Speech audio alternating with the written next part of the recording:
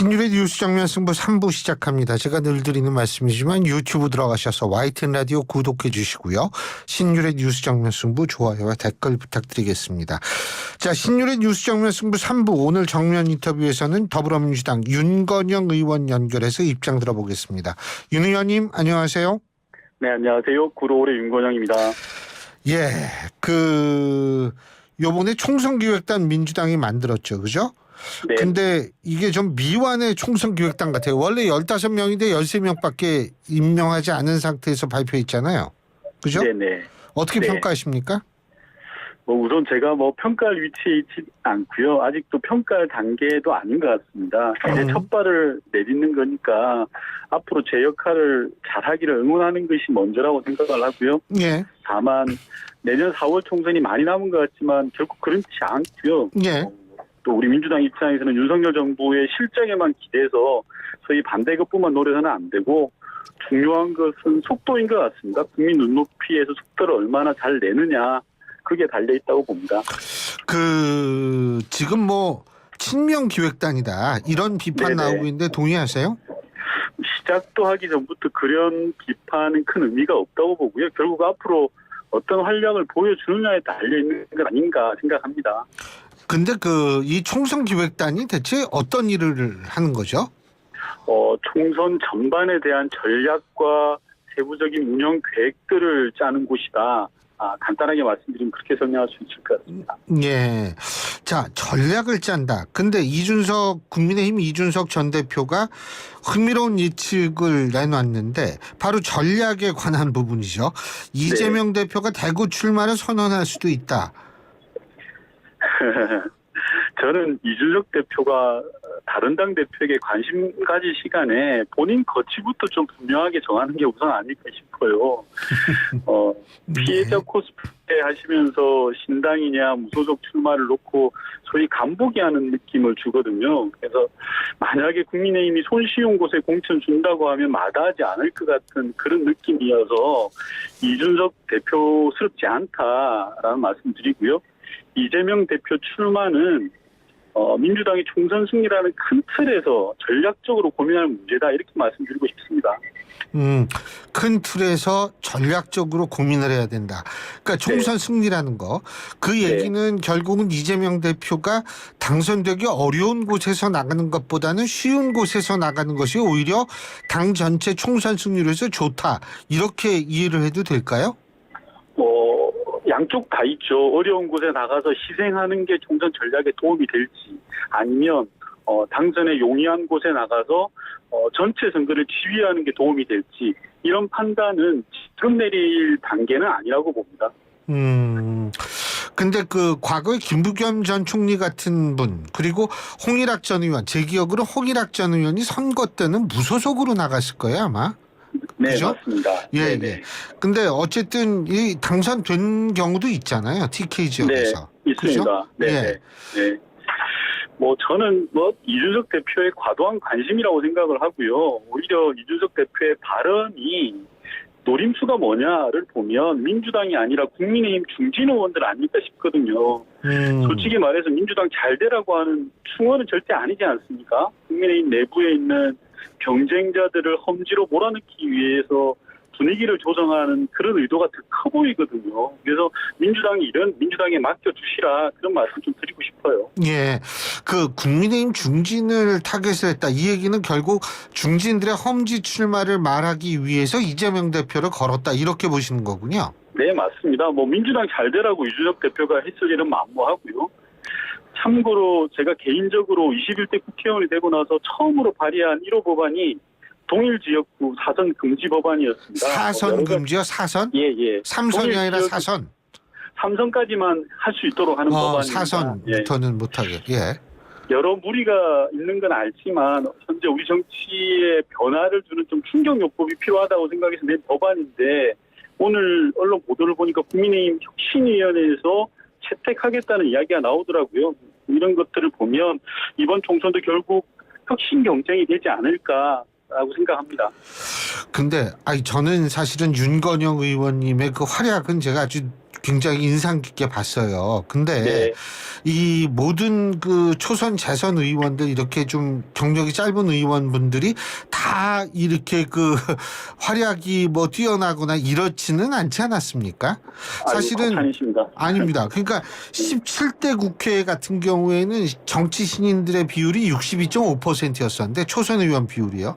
근데 네, 그때 맞습니다. 뭐 그렇게 그 뭐 정치가 획기적으로 변하거나 이런 거는 아니었잖아요.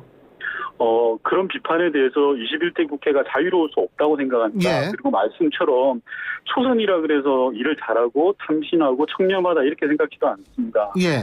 중진 중에서도 참신하고 그 생명력을 이어가시는 분들이 계시거든요. 예. 그런 옥석을 가려야 됩니다. 다만 그런 옥석을 가리기 위한 충격요법을 제가 말씀드렸던 겁니다. 그리고 지금 이제 국민의힘 혁신임을 잠깐 말씀하셨는데 어떻게 네. 평가하세요? 저 죄송하지만 민주당의 혁신이 있었잖아요, 얼마 전에. 예, 비교해가지고 어떻게 평가하세요? 저는 뭐 솔직히 남해당 문제를 가타부타 말씀드리는 게 조금 송구한데요. 예. 국민의힘 혁신위는 혁신이 아니라 통합을 먼저 이야기하더라고요.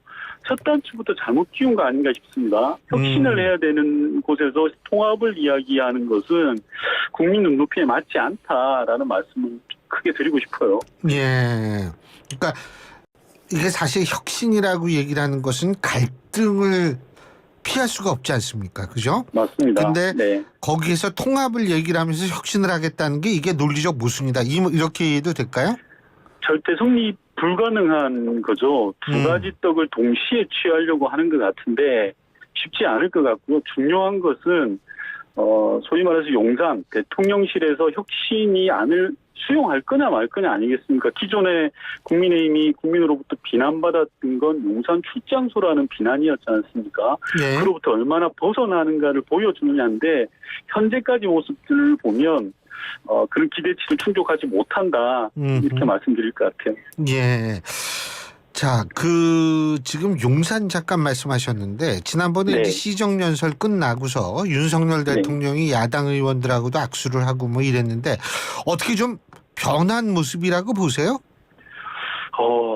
좀 걱정스럽습니다. 국회 시정연설 이후에 대통령의 행보가 여전히 국정기조를 전환할 생각이 없어 보이는 것 같습니다. 말로는 소통을 말씀하시지만 속내는 자기 하고 싶은 부분만 일방적으로 하고 있거든요. 즉 조금 더 바뀔 생각이 없는 것 같고 말 따로 행동 따로인 것 같아서 좀 걱정입니다. 사실 그동안 1년 6개월 동안 야당 대표 한 번도 안 만났다는 것은 비정상 아니겠습니까? 역대급이거든요. 그래서 지금껏 이런 대통령이 있었나 싶을 정도인데 좀 바뀌어야죠. 네. 하고 싶은 부분을 했다. 뭐 이런 어떤 부분을 하고 싶어하는 부분 같이 보이세요? 여러 가지가 있는데 우선 사람으로 보면 자기와 친한 사람만 주요 보직에 임명을 했죠. 친구든 동창생이든 그리고 정책에 있어서도 본인이 취할 내용만 지금 취하고 있지 야당과의 협치라든지 야당과의 소통은 전혀 무시되고 있는 그런 상황으로 저는 보고 있습니다. 예. 근데 사실은 지난번에 그 시정연설 할 때 악수할 때 뭐 앉아서 하고 조금 이 과한 언급을 한 경우도 있고 뭐 이런 건데 물론 본인은 이제 뭐 이 소위 말해서 그 국정 운영에 있어서의 문제점을 지적한 것이다라는 얘기를 하는데 예의라는 측면에서 좀 그런 것 같은데 민주당도 협치를 할 수 있는 상황이라고 보세요? 저는 민주당이 협치를 해야 된다고 생각을 하고요. 그게 대한민국이 잘 되는 길이라고 생각을 합니다. 다만 걱정스러운 건 대통령이 국회를 다녀가시고 그 다음 날 이제 대종행사를 하시면서 탄핵하려면 하라는 말씀을 하셨잖아요. 저는 솔직히 그 말씀 듣고 충격받았거든요. 국가를 운영하는 지도자로서의 연사로는 너무 가볍다는 생각이 들어요.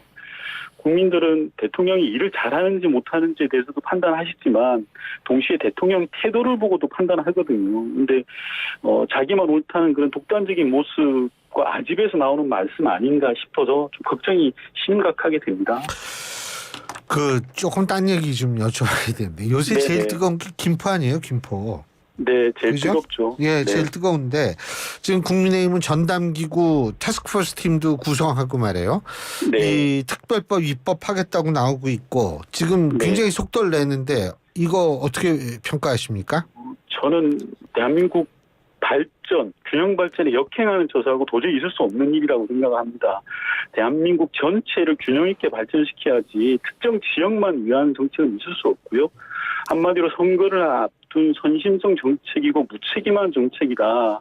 표를 얻기 위해서 무조건 던지고 보자는 시기다는 생각이 들고요.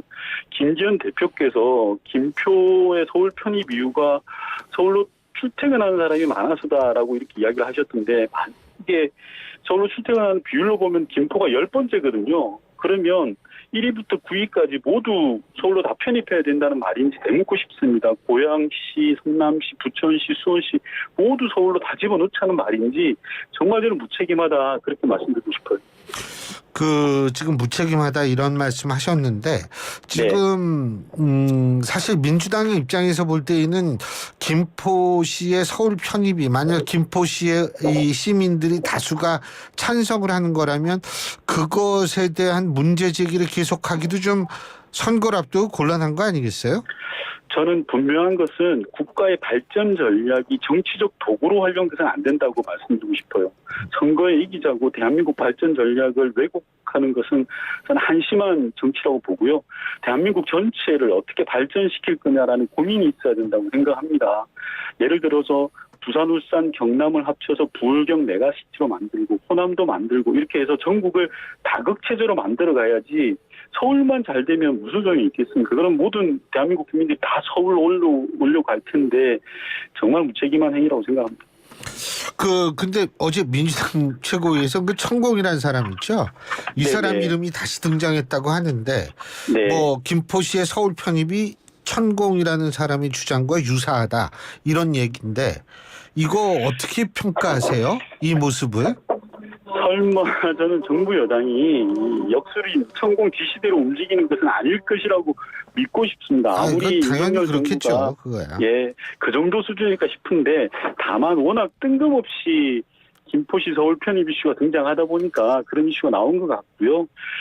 결국 선거를 의식한 갑작스러운 선심성 정책이 문제 아니겠습니까? 그리고 평소에 이러저런 일에 천공 개입 의혹이 제기되다 보니까 그런 일들이 벌어지는 것 같고요. 결국 이런 오해가 불거진 책임은 국민의힘 자신들에게 있다라는 말씀 좀 드리고 싶어요.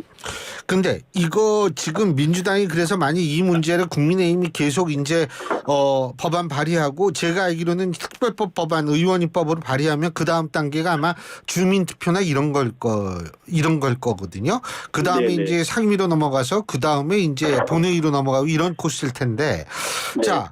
이게 예를 들면 발의하고 주민투표했어요. 근데 주민투표에서 압도적으로 다수가 찬성을 합니다. 상임위 네. 넘어가서 그때부터는 이제 이 입법 권력을 가진 민주당의 이 역할이 굉장히 중요하게 되는데 그때 어떻게 판단해야 된다고 보십니까? 저는 당연히 대한민국 발전 전략 만들어야 된다고 생각합니다. 하지만 선거 앞두고 성급하게 할 일이 절대 아니고요. 선거용으로 할 일은 더욱 아니다. 차분하게 하나하나 확인하면서 방향을 정해야 된다고 생각합니다. 최종적으로도 예. 김포시 하나의 문제만 놓고 할 게 아니라 수도권과 대한민국 전체를 함께 고민해야 됩니다. 예를 들어서 지금 경기도에 거주하시는 분들이 교통 불편 문제가 심각하지 않습니까? 이건 해결을 해야 됩니다. 하지만 행정구역상 김포가 서울이 된다고 소위 지옥철 문제가 해소되는 거 결코 아니지 않습니까? 그래서 대한민국 국토발전 전략에 대해서 여야가 머리를 맞대고 짜내야 된다고 생각합니다. 그러니까 민주당은 지금 속도 조절로 나갈 가능성이 크다. 이렇게 이해도 되겠습니까? 속도 조절이 아니라 지금 당장 머리를 맞대자라는 겁니다. 다만 선거용으로만 매몰되지 말자 이런 겁니다. 알겠습니다. 네. 그리고 지금 네. 벌써부터 그 박지원 비대위원장이 송파 을출마 선언을 했네요. 네. 지금 이제 사실 선거가 다가오고 있는 거는 맞는 것 같은데, 네. 이 출마 선언 어떻게 보고 계세요?